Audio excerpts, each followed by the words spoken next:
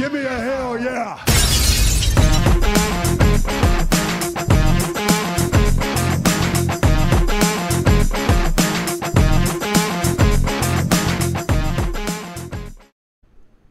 Hello everyone, it's Friday and you know what that means. It's now time for our bold review dito sa Fridays with Viva Max, or should I say VMX.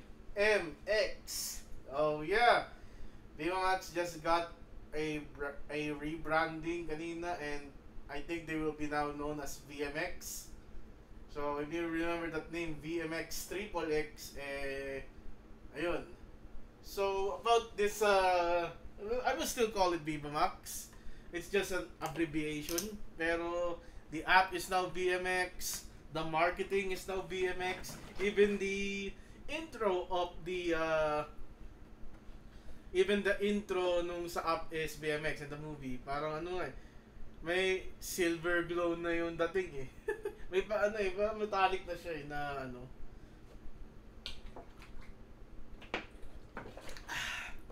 Sorry, napainom lang ng tubig. Yeah. And there are huge announcements regarding the VMX rebranding ng Viva Max. And I would like to count them down in this video before we proceed with the review of Tatsulok. So, yung Instagram pa rin naman niya is Viva Max PH, pero yeah, VMX na siya. So, one of the first announcement dito is the VMX Star. Ewan ko ba't hindi na nila gawing Pantasya, since that's like the same thing.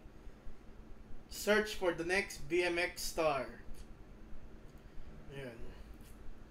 So until November 15, deadline of submission. If you're open to all women age 18 to 21 years old, must be Filipino citizen or currently residing long-term in the Philippines, must not be currently signed with or contracted by any talent management agency. So there are 2 steps. Create a 1-minute introduction video, and step 2, send the video to vmxsearch@viva.com.ph. So ito yung parang Pantasya. VMX Star na yung gusto. Gawin Pantasya, di ba? Also, there will be a BMX Film Festival calling all filmmakers. Kakasa ka ba? BMX Film Festival open to all amateur and professional directors the first time sa BMX. Open also to LGBTQIA+ stories. What is IA? So it's lesbian, gay, bisexual, transsexual, queer. What is IA? Incels? Hindi ko alam. Also to all my virgins and simps, here are some big announcements ng BMX. The second ever BMX movie na ipapalabas sa sinehan will be Celestina, Burlesque Dancer. So it is Christine Bermas, Sid Lucero, and Yen Dorano. So yun, Bermas will be this is her, I think, parang alam ko nasa mainstream na si Christine Bermas, di ba? Kawawa win.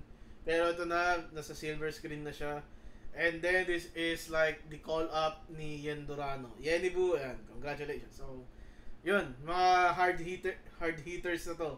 So, Celestina, Burlesque Dancer is your second BMX movie na ipapalabas sa sinehan.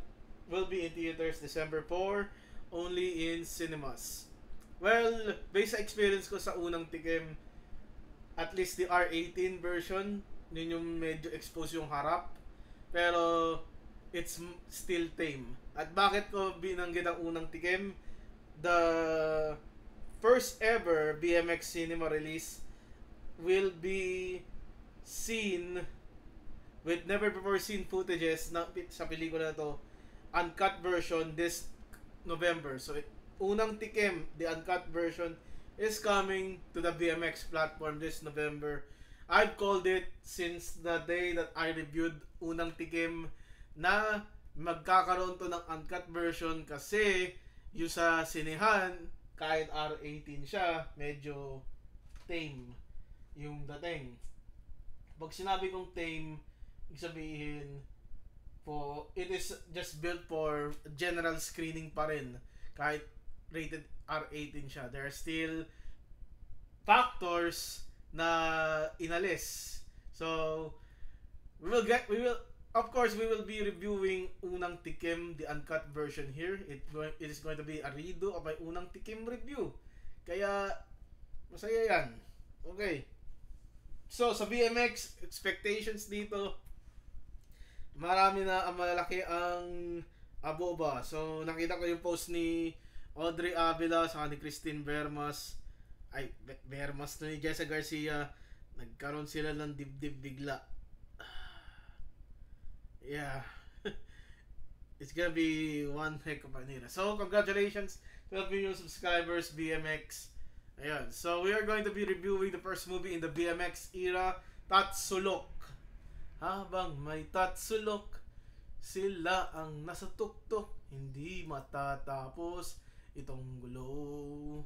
So, Tatsulok, tatlo magkasalo. This is directed by Johnny Nadella and starring Marian Saints, Kai Gonzaga, and John Mark Marcia. John Mark Marcia, we've seen him in a couple of films. Si Sid Marino, particularly sa kayong ano ba yun last week? Tahong ba yun? O Tahong.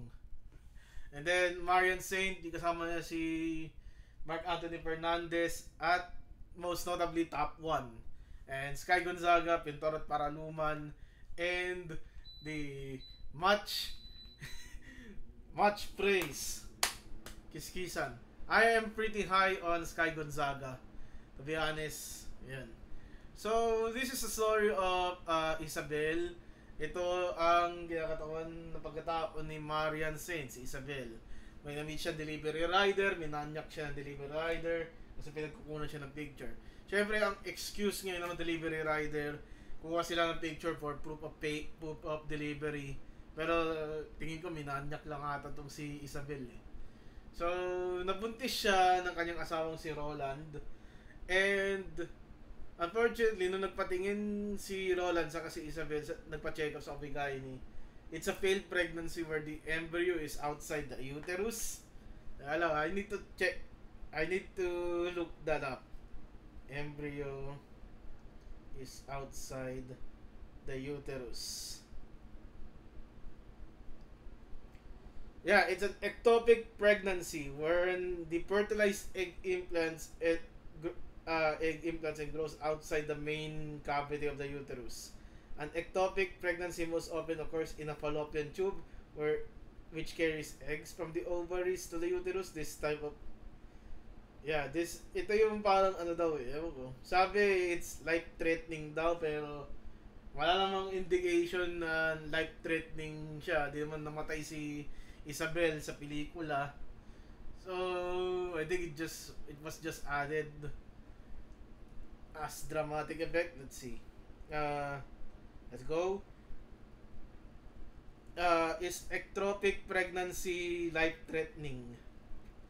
Tignan natin.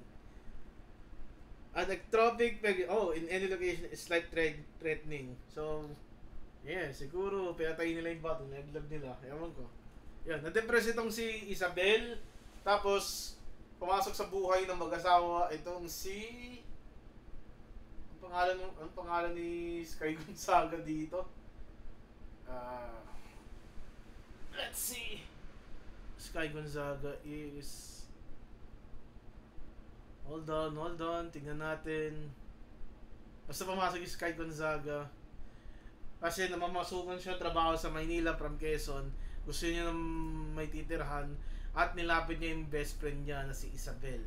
So, syempre, parang may mangyayari bang sama. Syempre, nang himasok ka sa buhay mag-asawa eh. Eventually, magkakaroon ng Okay, she is Raquel. Raquel Rodriguez. Siya si Big Mommy Cool. Okay. So, sa una, di naman alam ni Raquel na si Isabel depressed kasi lalaglag siguro yung bata. Gusto ng company ni Isabel na kasama yung best friend niya. So si Raquel naglilinis sa katuwalya, nilundagan siya ni Roland. Kala niya kasi si Raquel ay si Isabel. At hindi pala. Tapos si Roland medyo madali siya matukso. Tapos na-imagine niya binubuhos ni Raquel yung sarili niya ng hose ng tubig, basang-basa, bakat yung utong niya sa sando. Syempre, libog na si si Roland. Pero daydream lang pa niya yun.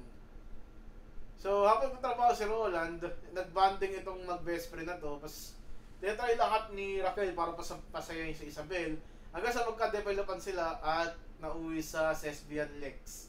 So, after ng Sesbian Lex, hindi alam tuloy ni Isabel ang kanyang sexuality kung siya ba ay tibo or lesbian. At aware naman si Raquel na na-turn on siya sa either babae o lalaki. Ayun. Kalaunan, itong Sesbian Lex sa bahay nila Roland sa ni Isabel, nag-alternate itong si Isabel saka si Roland, Isabel saka si Raquel ng pagtatalik hanggang sa magduda si Roland kasi hindi na umuungol si Isabel ama nagtatalik sila at gusto niya niyang palayasin si Raquel. Nung binalita ni Isabel kay Raquel ito, nauwi ito sa pagtatalik at nalaman o nakita ito ni Roland, kinumpronta niya si Raquel tungkol sa nangyari at pinagsamantalahan ni Roland si Raquel. Pinersa niya. Pero nagusto naman ni Raquel at nauwi ito sa pagbubuntis ni Raquel at ang tatay ng bata ay si Roland. Nalaman ito kalaunan ni Isabel at nagalit siya kay Roland kasi kahit siya yung unang nagaliwa sa asawa niya, si Roland yung nakabuntis pa rin si Roland kay Raquel. Ang katapusan ng pelikula ito ay itong si Raquel umalis na sa bahay at tinanggap niya ang anak niya kay Roland. At nagkabati ang mag-asawang Isabel at si Roland. Dapat i-offer ni Raquel yung anak niya kay Isabel pero ayaw pawiin ni Isabel yung pagkananay ni Raquel. Kaya nauwi yun, napunta tuloy yung bata o yung sanggol kay Raquel. At dito natatapos ang Tatsulok.